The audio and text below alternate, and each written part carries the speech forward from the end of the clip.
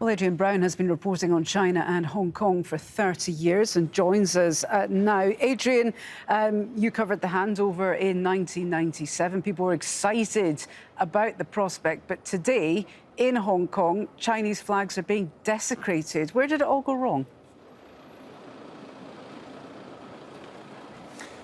You're absolutely right. On July the 1st, 1997, I remember standing in the street watching people cheer, waving red flags as Chinese troops arrived in Hong Kong. There was real excitement that Hong Kong was now part of the motherland, that Hong Kong was going to have a really bright future because it had been promised so much. It was going to be this exclusive region of China, and there was real optimism that the one country, two systems formula agreed between Britain and China was going to work. But then after about 6 years, come 2003, things started to go wrong. That was when the local government decided to push through a sedition bill. That brought 500,000 people onto the streets. A few years later, the government tried to push through a new education bill that would promote patriotic education.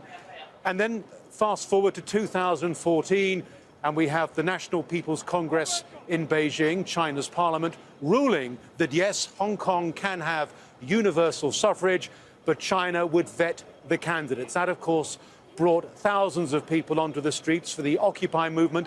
And these, in many ways, the people you see on the streets today, the students are the same people that were there in Occupy in 2014, but came to the conclusion that actually peaceful protest doesn't work. So they have decided to resort to more violent means. And you know, what we're seeing is much more intense violence with no sign of that violence ending. So yes, you know, we have come from a period when there was great excitement about being part of the motherland to a period now where many people in Hong Kong are rejecting that.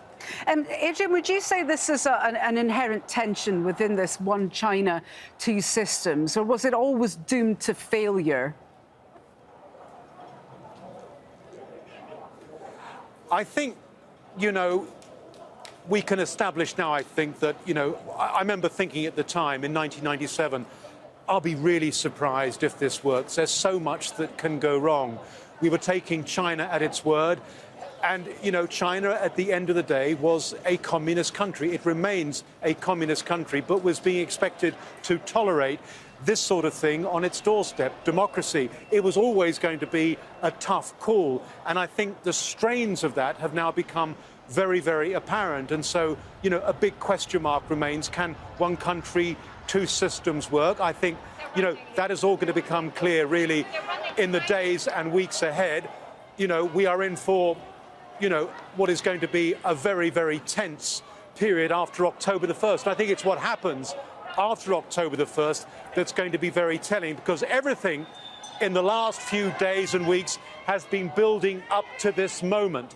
And here we are in Causeway Bay, where the protesters that were behind Sarah not long ago are now making their way towards Causeway Bay on the eastern side of Hong Kong Island. Now, today we have seen, you know, plenty of violence. We have had, you know, live rounds used once more. So the violence is becoming much more intense, and much more sporadic, much more widespread.